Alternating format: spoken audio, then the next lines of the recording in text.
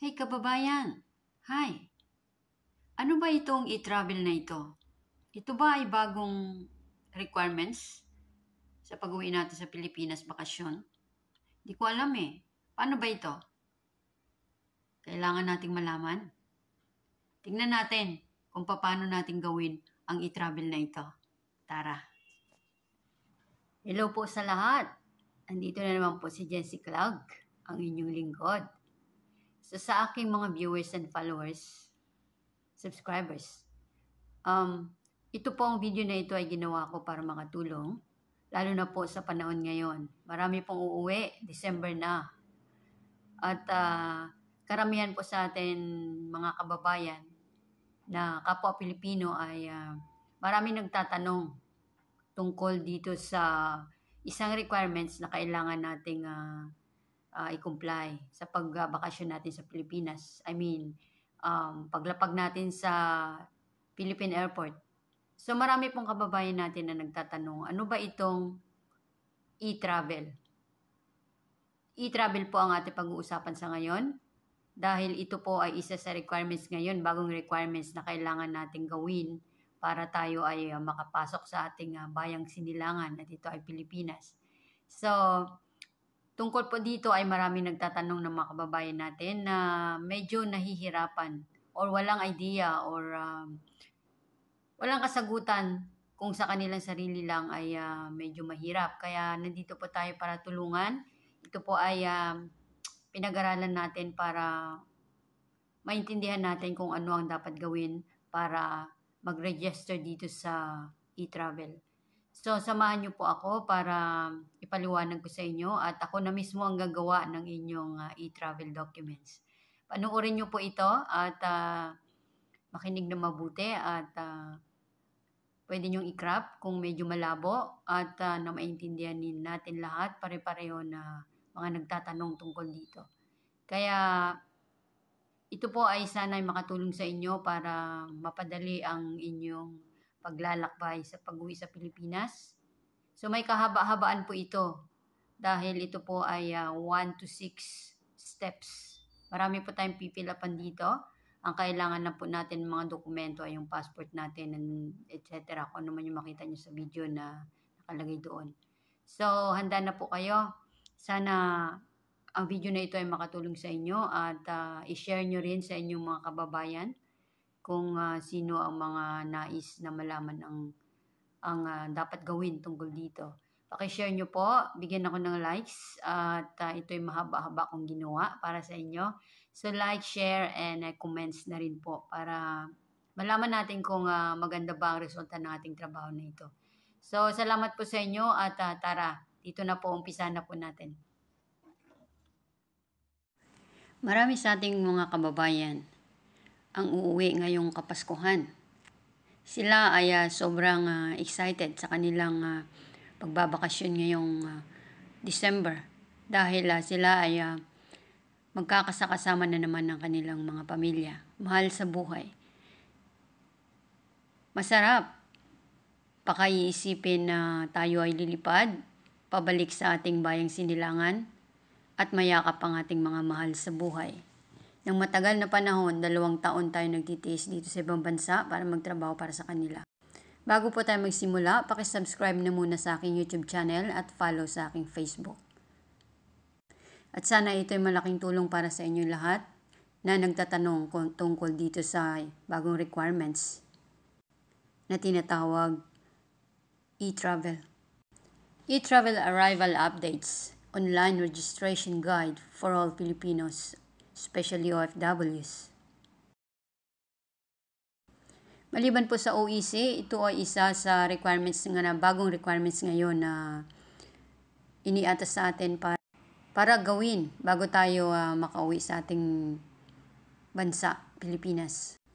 And this is what we call Philippine One-Stop Electronic Travel Declaration System. Panoorin po natin at intindihin ang mga nilalaman ng video na ito. What? The online registration form for all travelers arriving or entering the Philippines.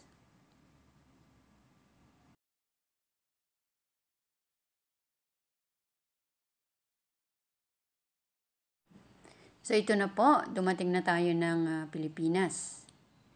E-travel arrival. What, who, when, any documents required, website or app, how, step-by-step, arrival, QR code.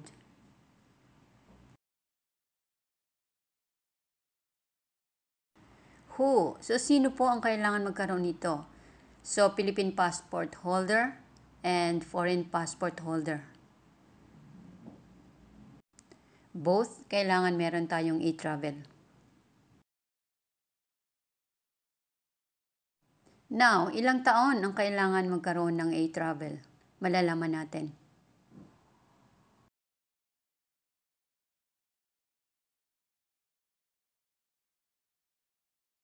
Lahat po ng edad, mula bata hanggang matanda, basta uuwi ng Pilipinas, kailangan po natin ito.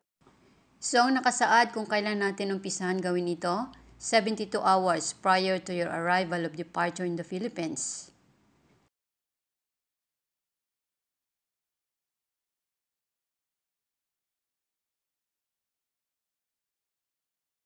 Kung sakaling hindi nyo ito magawa, maaari pa rin kayo makasakay sa eroplano at habang kayo lumilipad, kayo ay maaring tulungan ng mga airline staff para magawa ito bago ang inyong arrival.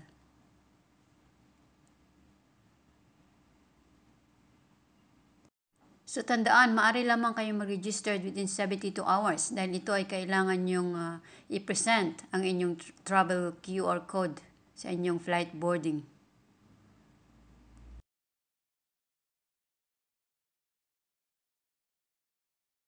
Alright, dito na tayo. Paano ba i-prepare ito? Kailangan ng passport at ng inyong flight details.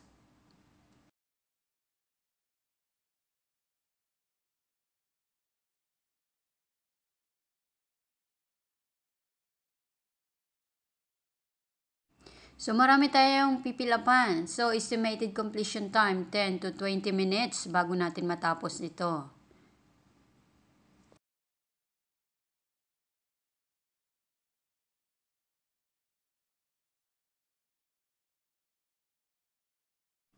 So paano ba? Pinahihirapan ba tayo o ano? Numbers of steps, 6 steps. Nako, mahaba ito. Kailangan nating habaan ng ating pasensya sa pag-fill up. Don't worry, makakauwi naman kayo sa Pilipinas very soon. So para sa inyong kaalaman, ito na siya. Ito na yung successful na inyong registration. Pagkatapos ng inyong 10 to 20 minutes na pag-fill up, ito na siya. Kaya konting tiis, konting tiis sa bala at pasensya. So yun ang itsura ng QR code na inyong matatanggap pagkatapos nyong mag-fill up.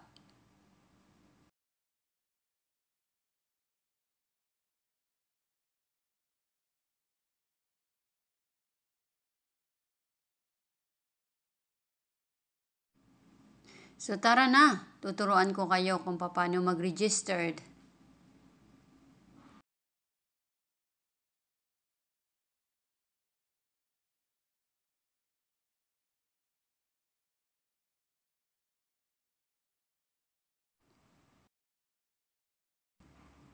So online registration po tayo.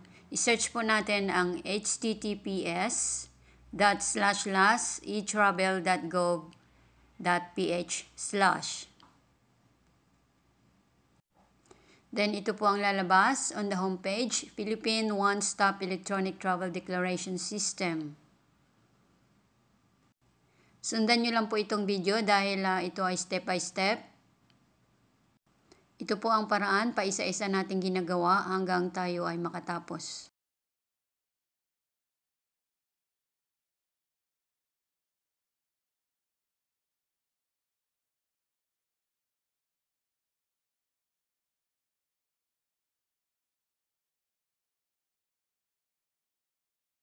So on the homepage announcement, sabi nga natin, you can only register within 72 hours, okay, prior to your arrival or departure in the Philippines. So this time, i-click po natin ang Philippine passport holder. On the homepage, yun na nga, choose your passport type. Yun yung inyong i-click.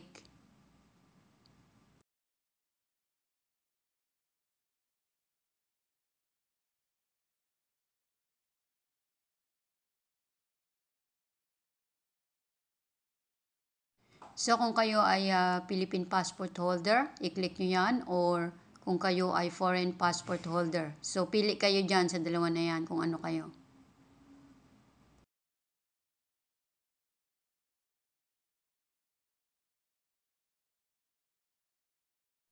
Next, on the home page, choose your citizenship. Makikita nyo dyan. Kung anong lahi, Pilipino ba o foreigner.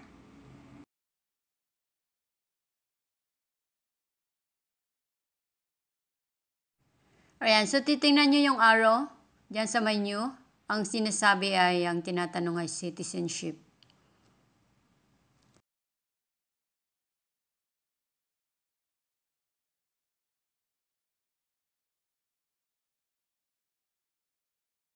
So, maliwanag ang nakasaad, Philippine passport holder, Pilipino. Ayan, may arrow. So, yan ang inyong i-click dyan.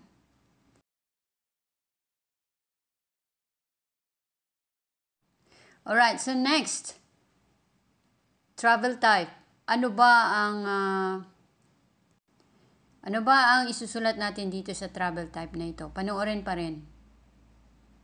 So, pauwi tayo, kaya arrival, entering the Philippines yung ating i-click. Ito na siya on the home page. Choose, travel type, arrival. So, arrival ha, tandaan, arrival.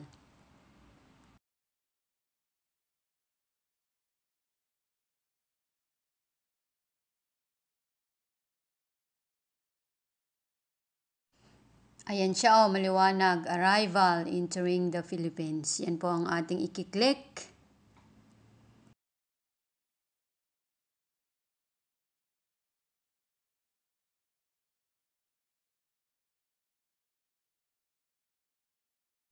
So next, on the home page, choose your transportation type. Ano ba ang sasakyan nyo?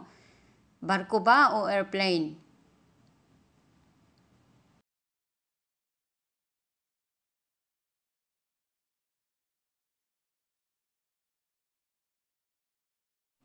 Of course, airplane. So ayan, i-click nyo yung air.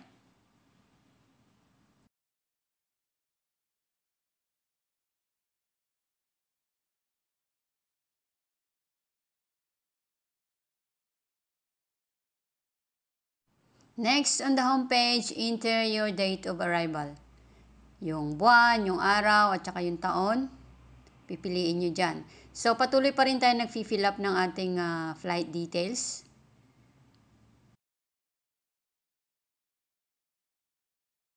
So, kaklaruhin lang po natin dito na ang inyo pong date na ilalagay dito ay yung lapag ninyo sa Pilipinas. Halimbawa, sasakay kayo ngayon. Yung petsa ng paglapag nyo doon, yun ang ilalagay nyo dito. Hindi sa connecting flight ha. Hong Kong to Manila lang or Hong Kong to kung saan man. So on the home page, next, enter your email address. So kailangan ito ay active, accessible, and alam nyo yung password nyo ha.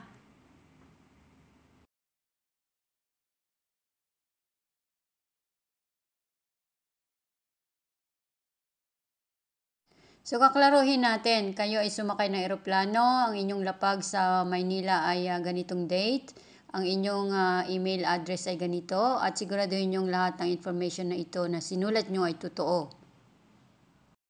Take note, date of arrival is not the connecting flight. So, on this part, kailangan yung i-check, data privacy and affidavit of undertaking. Check yan, check.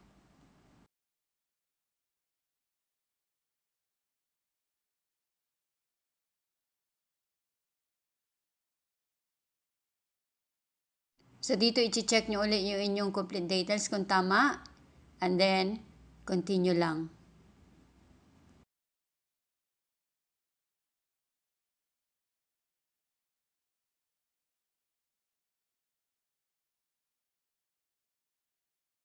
So, pagkatapos i-click ang continue, basahin niyang nasa taas at mag-agree kayo dyan sa kulay blue na may arrow.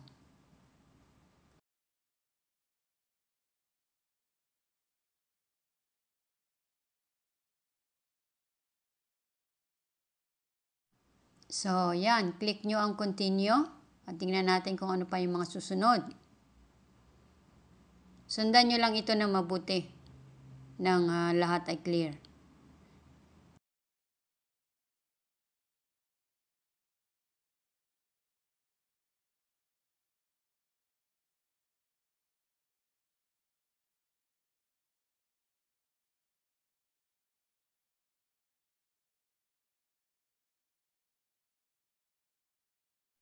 Alright, so after nito, tayo ay mag-uumpisa na mag-fill up ng 6 steps. Ito na yung step number 1, personal profile.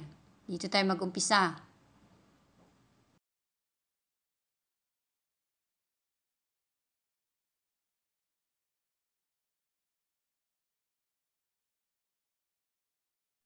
Oops, hang on, attention, meron tayong dapat pakatandaan dito. Huwag kayong kukurap, kailangan nyong pagmasdan ng mabuti.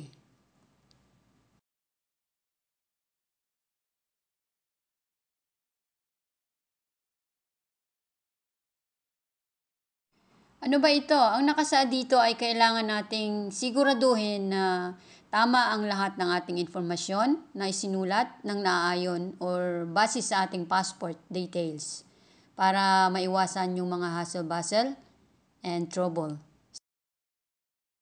So ito na ang ating unang pag-fill up. Step 1, personal profile. First name, middle name, last name. So dyan na muna tayo sa kulay pula na 3 na yan. The rest sa susunod.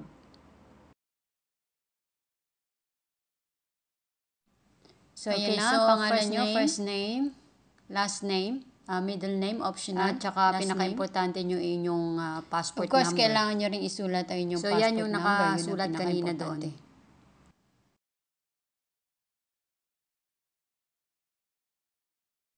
Next, proceed tayo sa gender.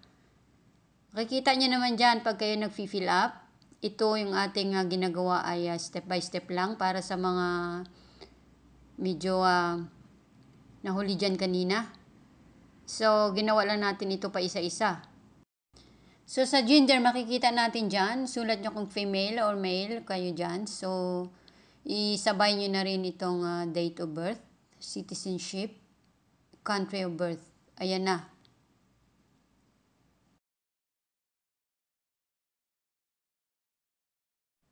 Yan, ipakita mo na yung personal profile nyo. So, doon tayo sa birth of date kanina. Sunod-sunod na lang yan pababa, alam nyo na yan.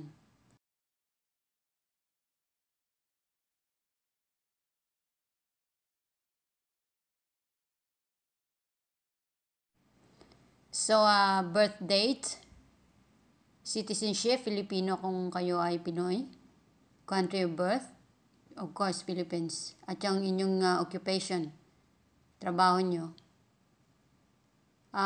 Phone number, nakasulat. Ayan, nakapula. Country birth naman tayo ngayon.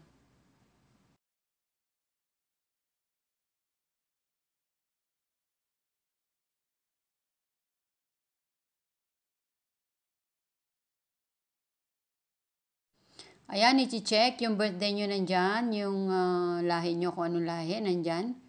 Of course, yung lugar nyo Pilipinas, trabaho, phone number, same as before.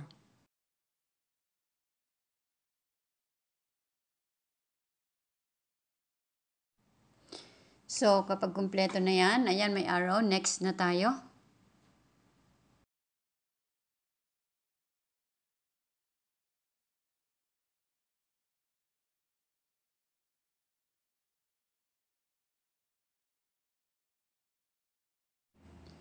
Click next to proceed. Yan is all about our personal profile.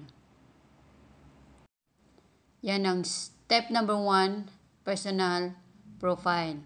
Meron pa tayong 5 kasi 6 steps ito. Yan, so nakaraos na tayo dyan. Dito na tayo ngayon sa step number 2, permanent country of residence. Ito naman ngayon ang ating ipipilapan. So sana nakikinig ang lahat, pay attention sa ating pinipilapan para makuha nyo lahat. So, step number 2, permanent address. Sa country tayo ngayon. Yung country natin, yung ating isi-state dyan kung saan.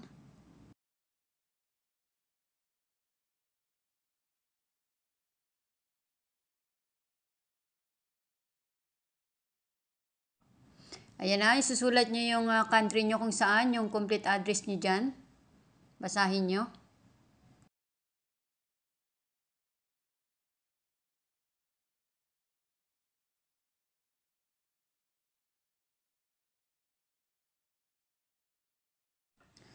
So, ito na ang inyong guide. Sa ating country, nakalagay dyan yung region, probinsya kung saan, municipality, barangay, house, number, building, street. Kung alin yung tanong dyan, tignan nyo na lang.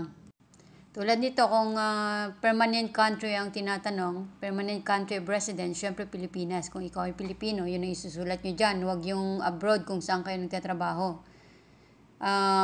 Kung saan ka, sa Manila ka ba, sa Cavite. Yan. So, tingnan nyo yung application. Yan, sunod-sunod na lang yan. Barangay, house number, building, street.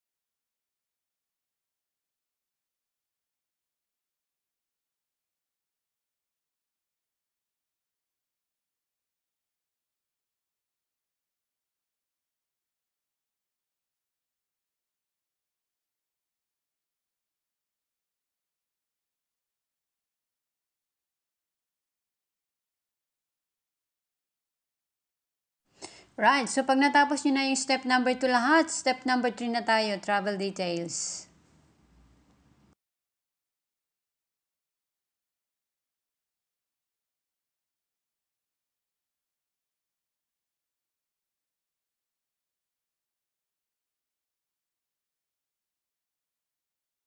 So when we say travel details, ito na yung sinasabi ko kanina na ang isusulat nyo na date ay yung paglapag nyo. For example, sa Maynila kayo, pero connecting flight kayo. Ang isusulat nyong lapag sa Maynila, ha, huwag sa connecting flight. Maynila.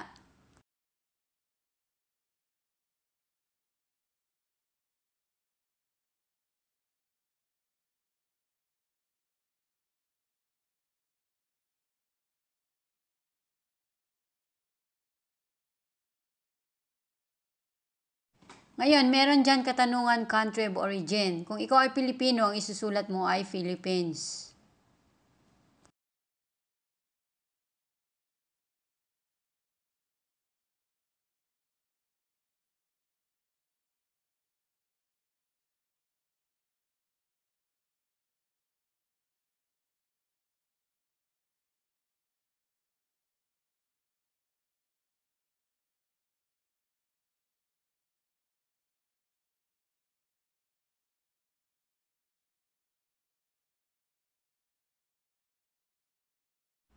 So, isa pa rin ito sa makikita nyo dyan. Are you an OFW or OFW classification?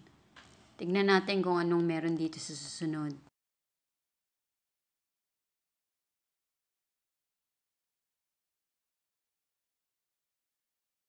Right. So, kung kayo ay OFW, isusulat nyo dyan ay yes. Ayan, may arrow. At kung ano ang trabaho nyo, land-based ba o kung ano pa man yan. So, land-based ang isusulat nyo dito dahil wala kayo sa dagat. Hindi kayo nagtatrabaho as seaman. Right. So, tapos na tayo sa kung ikaw ba ay OFW, kung anong trabaho mo. Ngayon, dito na tayo sa purpose of travel.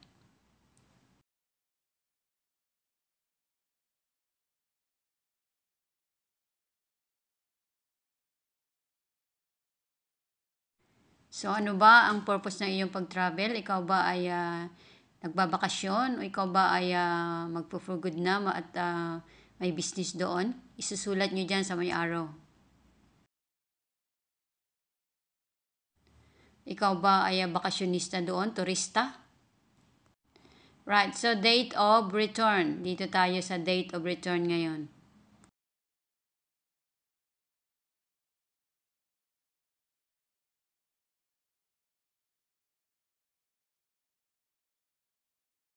So, sa date of return, ito yung sinasabi ko na ang isusulat nyo ay doon sa unang hihintuan nyo. Huwag sa connecting flight, okay?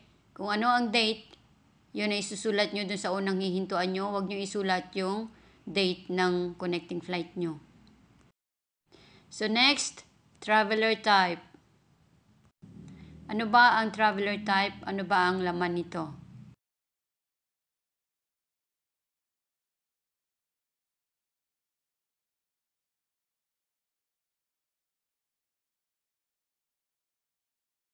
So, ito na yung sagot dito, land base or air base.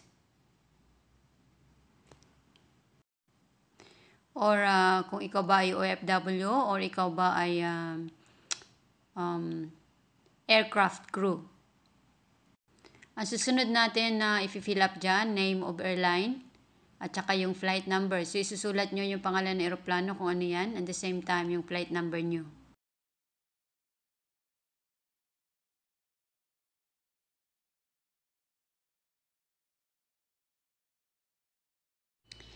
As you can see, the arrow, Philippine Airlines ang nakasulat at yung flight number. Importante yan.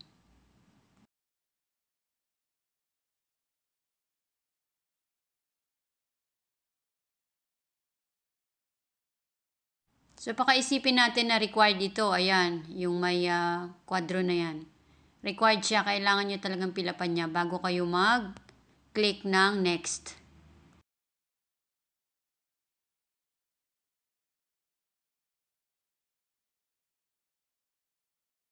Right, so step number 3 pa rin tayo. Travel details. Airport of arrival na tayo.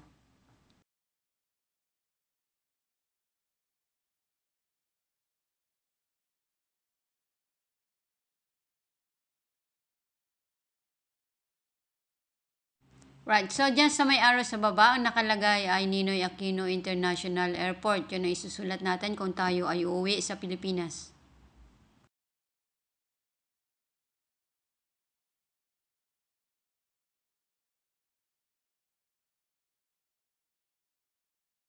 So, ang susunod na katanungan dyan, step number 3, merong travel details. Seat or bed. Ito ay optional. Pwede nyong skip na yan. Mag-next na kayo.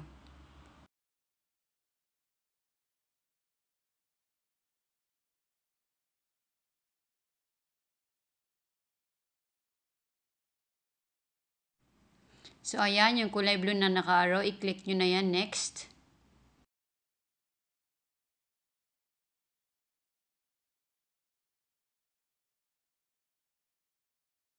Wow, step number 4 na tayo. At last, malapit na. Destination upon arrival in the Philippines.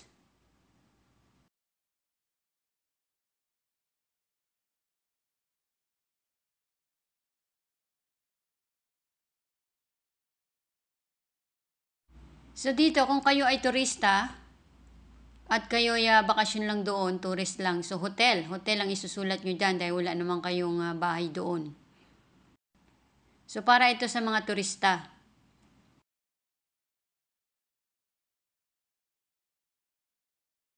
Ayan. Ngayon, kung kayo naman ay residente, meron din bilog dyan na i-click nyo. Mamili na lang kayo dyan kung saan ang inyong bagsak. Hotel ba o residential?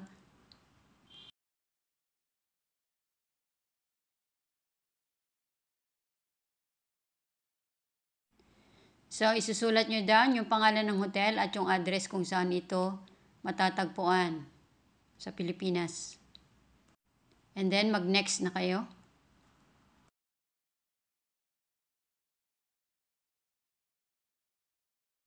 So, yun ay para sa turista. Ito naman ngayon ay para sa residents. Step number 4 pa rin ito siya, residence.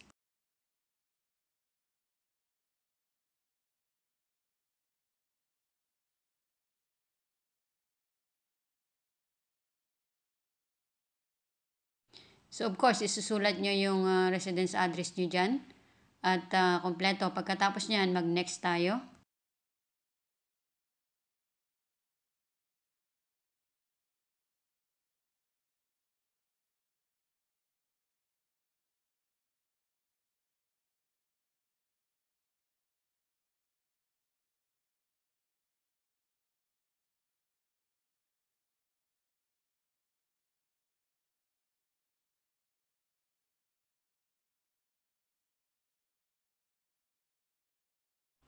Ito naman ay transit. Kung kayo'y magta-transit.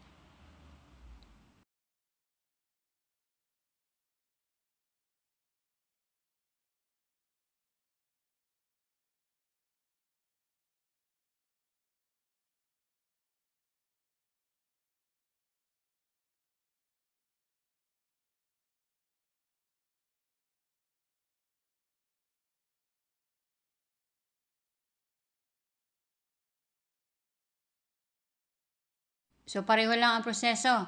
Yun na yung katapusan ng ating step number 4. Ngayon, step number 5 na tayo. Malapit na tayo. So, step number 5, health declaration.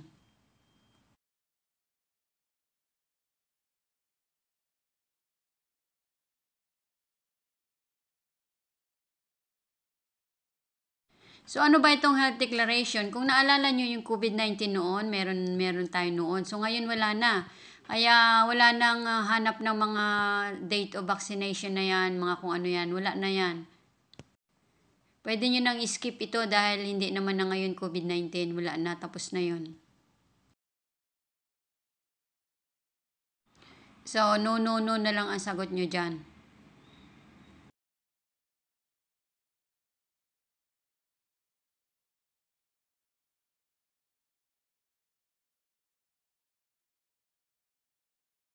Right, health declaration, ito yung sinasabing yung mga lugar na binisita mo, yung mga countries na binisita mo, nagtrabaho ka or nagstay ka doon. And then baka nagkasakit ka doon kung anong nangyari sa'yo, so kailangan mong sasabihin dyan. At kung sakaling wala, hindi no na lang din ang isulat mo dyan. Ayun no, i-click mo lang yung no doon. Tapos mag-next ka na.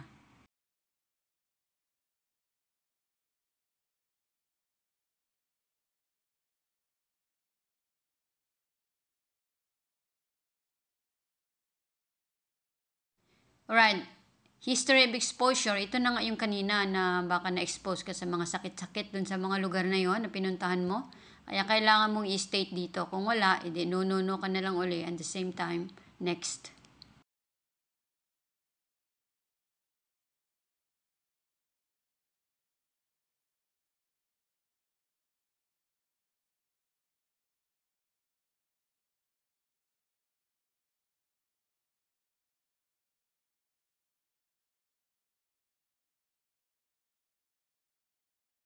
So, for health declaration, part of it in the last 30 days, yung kanilang hinihingi dito. Within last 30 days kung nagkasakit ka ba.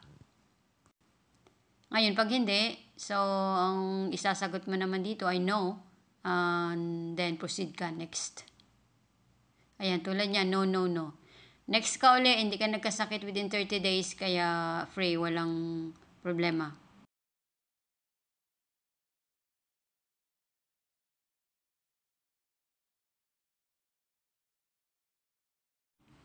So, wow, congratulations. Step number 6 na tayo, summary. I-check mo na lang dyan lahat. And then, after that, kung okay na yung inyong mga details dyan. So, malapit na. Patapos na.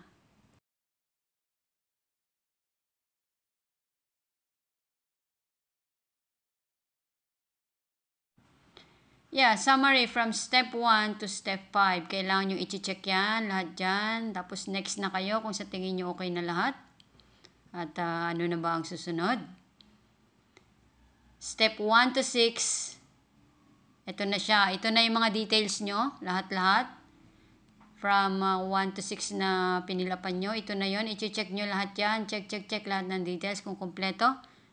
So, ganun katindi ang ating pag-fill up dito. Sabi nga is 10 to 20 minutes. It takes 10 to 20 minutes para matapos natin. So, pag complete na lahat yan ang details at okay na, i-click nyo na yung submit.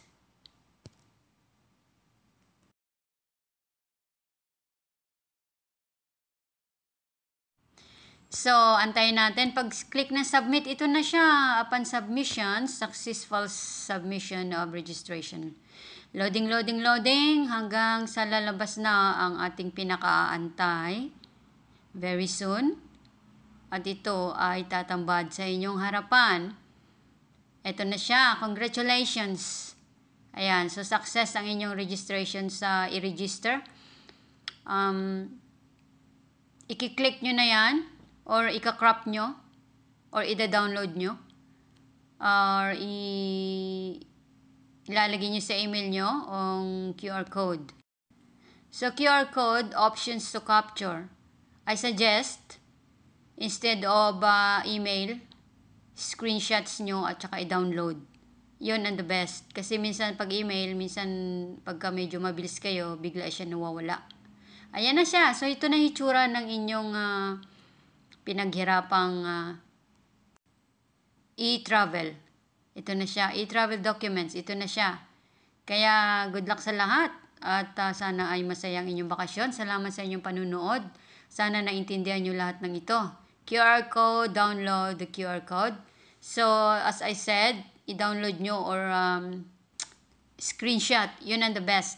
Or tapos ipa-print out nyo na. Okay na siya para ipakita na lang doon. Hindi na magbubukas ng telepono. So, pakishare po ang ating video na ito para sa kaalaman ng lahat. Salamat sa inyong panunood.